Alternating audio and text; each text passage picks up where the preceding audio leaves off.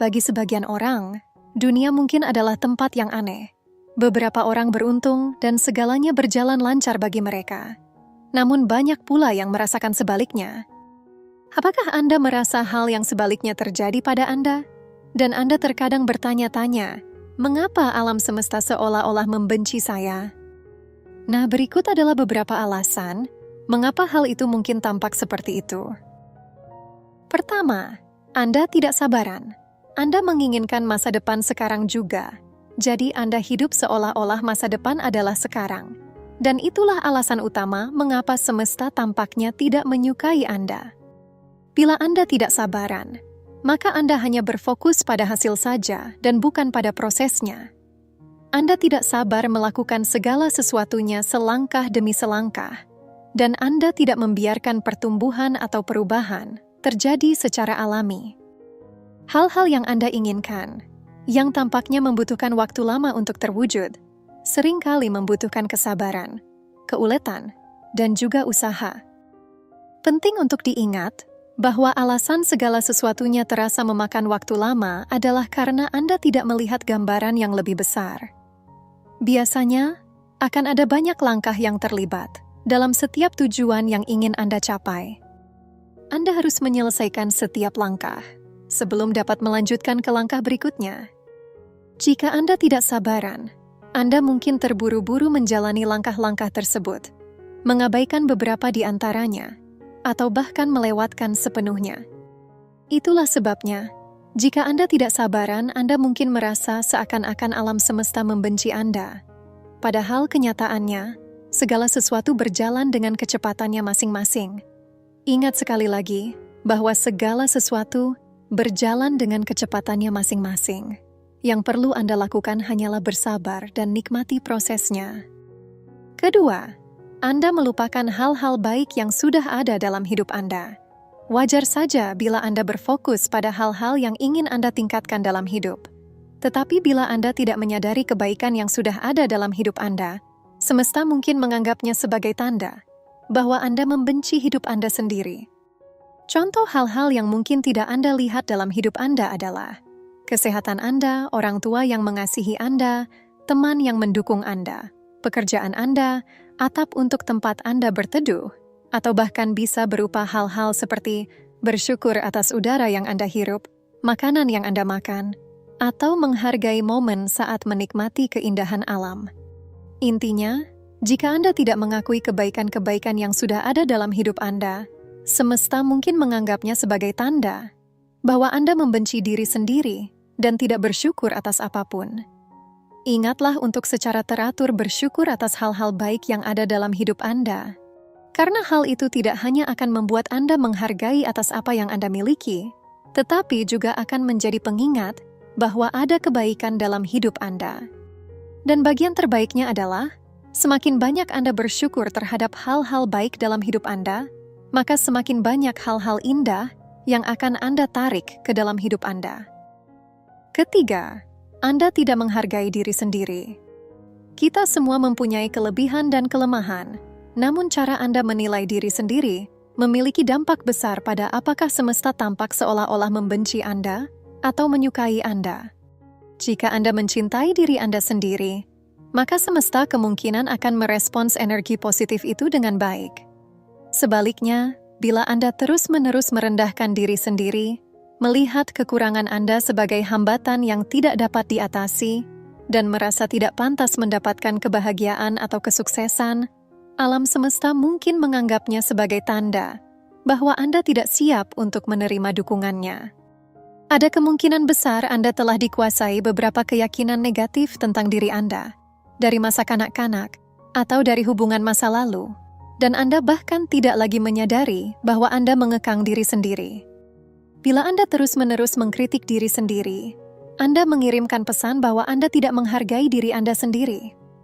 Akibatnya, Anda mungkin akan menarik lebih banyak orang-orang yang akan mengecewakan Anda, atau yang akan memanfaatkan Anda, dan kemudian meninggalkan Anda.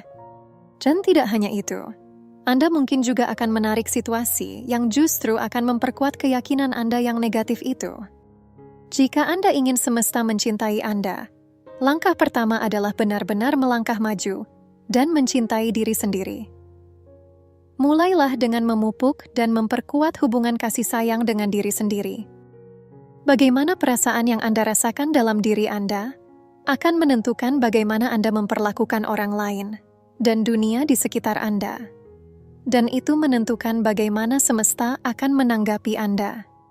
Jadi mulailah menghargai diri Anda sendiri dan ubah hidup Anda menjadi lebih baik. Keempat, Anda beroperasi dari tempat ketakutan dan kelangkaan. Bila Anda beroperasi dari tempat yang penuh ketakutan, Anda berada dalam kondisi bertahan hidup. Pola pikir bertahan hidup terpicu saat Anda berfokus pada hal-hal yang tidak Anda inginkan dalam hidup.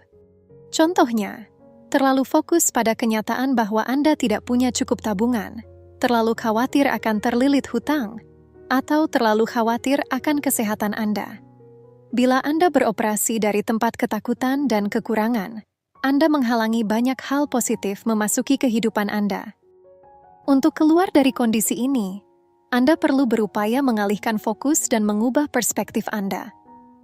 Ketika Anda beroperasi dari tempat kelangkaan, Anda akan berfokus pada hal-hal yang tidak Anda miliki dalam hidup Anda.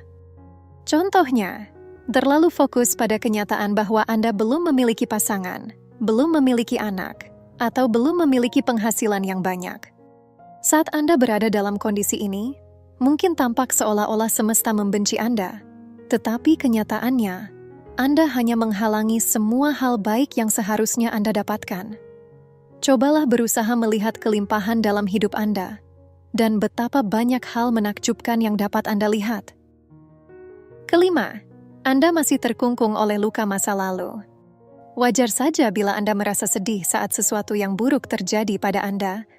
Tetapi, bila Anda tak pernah melupakan luka masa lalu, Anda mungkin merasa ditinggalkan oleh semesta. Beberapa orang telah membangun identitas sepenuhnya di sekitar rasa sakit yang mereka rasakan atau kemarahan yang mereka pendam.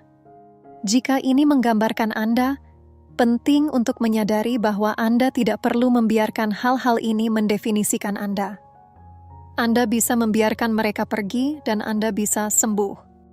Bila Anda masih terjerat luka masa lalu, hal itu mungkin menghalangi Anda untuk melangkah maju dalam hidup. Hal itu dapat berlaku untuk hal besar, seperti perceraian, atau masalah kecil, seperti perselisihan Anda dengan teman. Ini memang bukan proses mudah, tetapi tidak mustahil. Langkah pertama adalah menyadari bahwa Anda menyimpan hal-hal ini. Meskipun kita tidak suka mengakuinya, biasanya ada alasan mengapa kita menyimpan hal-hal ini. Mungkin itu memberi Anda rasa penting dalam memikirkan hal-hal buruk yang telah terjadi pada Anda. Atau mungkin menjadi korban membuat Anda merasa aman. Sekarang, Anda perlu menemukan cara untuk melepaskannya. Berusahalah melepaskan hal-hal ini, dan kehidupan Anda akan membaik secara drastis. Tiba-tiba Anda akan menyadari bahwa semesta sebenarnya tidak membenci Anda. Keenam, Anda memiliki pola pikir korban, bukan pejuang. Jika Anda memandang hidup hanya sebagai serangkaian kejadian malang yang terjadi pada Anda, alam semesta mungkin menganggapnya sebagai tanda bahwa Anda adalah korban dan Anda membenci diri sendiri. Beberapa orang memiliki pengalaman dalam hidup yang menyebabkan mereka memandang diri mereka sebagai korban. Jika memang begitu, Anda perlu mencari cara untuk menyembuhkan diri dari kejadian-kejadian di masa lalu agar Anda dapat terus maju. Untuk melakukan itu, Anda perlu mengubah perspektif Anda. Daripada melihat diri Anda sebagai korban, Anda perlu mulai melihat diri Anda sebagai pejuang. Maafkan dan lupakan orang-orang yang pernah menyakiti Anda. Dengan melakukan itu, Anda telah membuat keputusan penting dengan bertahan dalam situasi tersebut, alih-alih pergi. Anda telah membuat janji yang tidak dapat diganggu-gugat kepada diri sendiri, bahwa Anda tidak akan lagi memandang diri Anda sebagai korban, tetapi seorang pejuang. Saat Anda menyadari bahwa Anda tidak pernah menjadi korban, karena Anda dapat memutuskan bagaimana bereaksi terhadap situasi, Anda berhenti merasa sengsara untuk diri sendiri, dan Anda mulai melihat dunia sebagai tempat kelimpahan, bukannya tempat kekurangan. Berada di dunia sebagai korban bukanlah pengalaman yang menyenangkan. Jadi tentu saja Anda mungkin merasa seolah-olah alam semesta membenci Anda